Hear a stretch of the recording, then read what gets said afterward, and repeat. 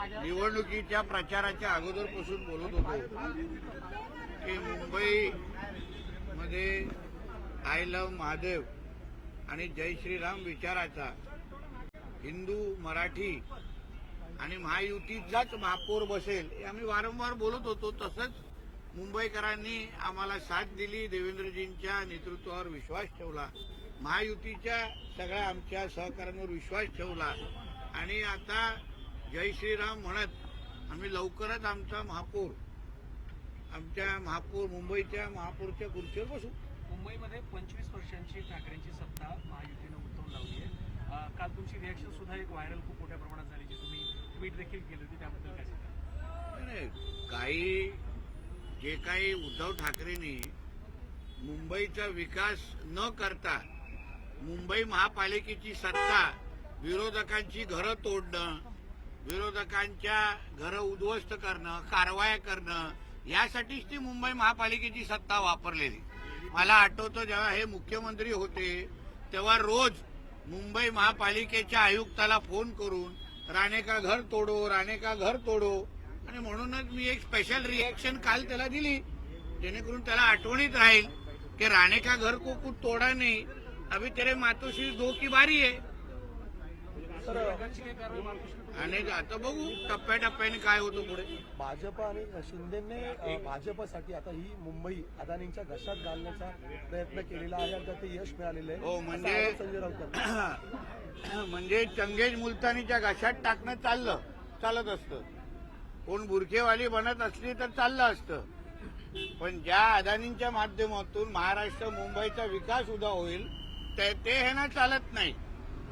आणि म्हणून कधीही चंगेज मुलतानी या जिहाद्यांच्या घशात घालण्यापेक्षा आता मुंबईचा विकास जे करू शकतील त्यांच्या खांद्याला खांदा लावून आम्ही काम करू। संजय राऊत म्हणत आहे की एकनाथ शिंदे जयचंद झाले नसते तर मुंबईत भाजपचा महापौर बसला नसता। हे पण तर गद्दारच आहेत ना।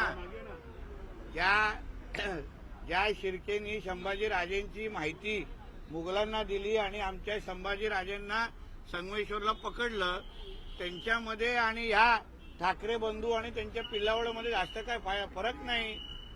कारण का पाकिस्तानमध्ये बसलेल्या अब्बाची स्क्रिप्ट हे इथे मुंबईमध्ये वाचून दाखवत होते। याने ना हिंदूंमध्ये फूट पाडण्यासाठीच या ठाकरे बंधूंना सुपाऱ्या दिल्या होत्या।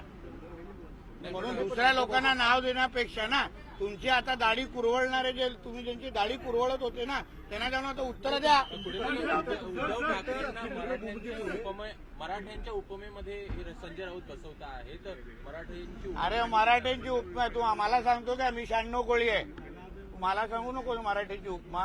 पण जे त्यांनी संगमेश्वरमध्ये आमच्या संभाजीराजेला का पकडलं?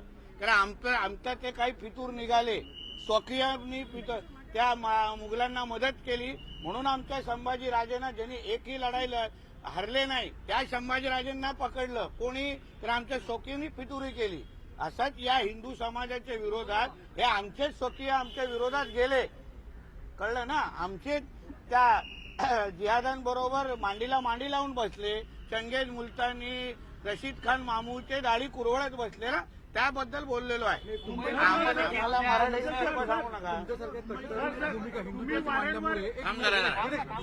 कट्टर हिंदुत्व भूमिका मांडली पण तरी देखील एमआयएमला फार मोठं यश दिसून येतं सगळीकडे, म्हणजे मुंबई महापालिका मांडली म्हणजे आमचे हिंदू मत ताकदीने हिंदू समाजाला जे काही संरक्षण पाहिजे होतं, समोरून बुरख्यावाली काय भाषा होत होती, तुको पंतप्रधान बिठाएंगे, त्याने अमरावती सभेमध्ये तर त्या हिरव्या साहेब ओवैसीने तर धमक्या देण्याची सुरुवात केलेली, त्याला उत्तर हिंदू समाजाने चांगल्या पद्धतीने दिलेलं आहे। हिंदू मत विभागला गेल्यामुळे एमआयएमला फायदा झाला। ते आता हिंदू स्थानावरती शिवसेना आणि भाजपचे उमेदवार होते, म्हणून तर बोलतो ना हिंदू समाजाने ह्याच्याबद्दल विचार करून येणाऱ्या निवडणुकीमध्ये ना फार विचारपूर्वक भूमिका घेतली पाहिजे।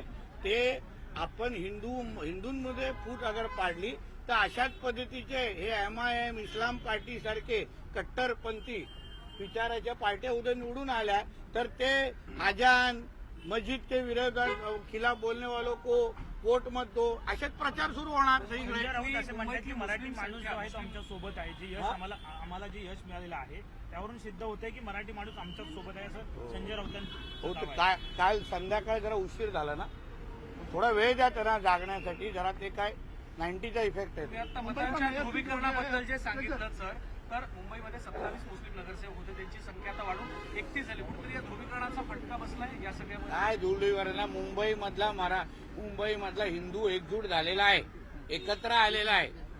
आता हे जे काय यांची संख्या आहे ना ती कमी कशी करायची.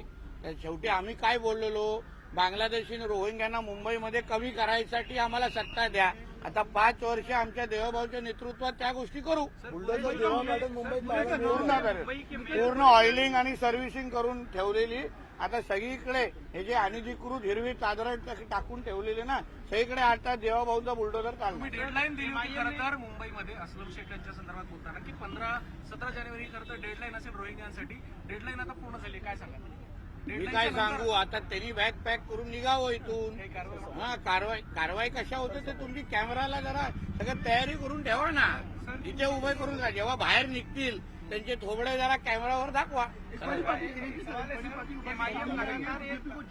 क्या क्या बीजेपी को ज्यादा सीट मिली है इस बार, क्या आखिरी बात कॅमेरा लो. इससे 89 सीट मिली है बीजेपी को इस बार. तो क्योंकि मुंबई करों ने राष्ट्रभक्त लोगों ने हमारे भारतीय जनता पार्टी और महायुति को साथ दिया है, आशीर्वाद दिया है. और इससे मुझे विश्वास है आणि जो विकास और सुरक्षा 2 मुद्दे पे हम लोग जो लड़े थे ना, उसके ऊपर हम जरूर काम करेंगे और मुंबई का विश्वास और उसको मजबूत करेंगे ताकि आने वाले अगले चुनाव में हम 100+ जा सकेंगे. मला कळतच नाही, एक जण बोलला तर बोलणार. जिस तरीके से जयचंद एकनाथ शिंदे को बुलाया, कैसे देखते हैं? वो अभी उन दोनों के आपस में पूछो ना. शिवसेना जो उनके शिंदे गुट के जो प्रवक्ता है उसके बारे में जवाब देंगे. सर, एमआईएम बोलती है कि मेयर की बात करता रहा और अब एक मराठी अधिकारी को हज कमेटी में पहली बार जो हिंदू अधिकारी है उसे सीईओ बनाया गया, उसका विरोध कर रहे हैं और कह रहे हैं कि सरकार जानबूझकर हिंदू अधिकारी को हज कमेटी में इसी लेकर के आई है. बारे में तो हम लोग कह रहे हैं ना, हम हमारे हिंदू त्योहारों में, महाकुंभ में इनको दुकान लगाने देंगे. और हमारा मराठी अधिकारी, हिंदू अधिकारी अगर इनके कोई कमेटी में जाके बैठे तो इनको हरी मिर्ची लगती है. इसी के बारे में तो हम लोग बात करते हैं. सर, अगर देखिए एआईएमएम को जिस तरह सीट मिले है एमएलए एक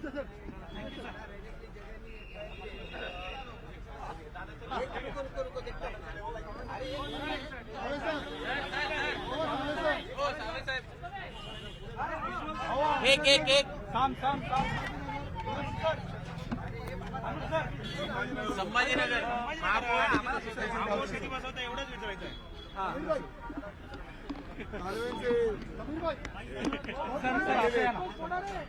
सर थोडा असं पराभव झालाय. महापौर बसवण्याचा दावा करणाऱ्यांचे पराभव झाले.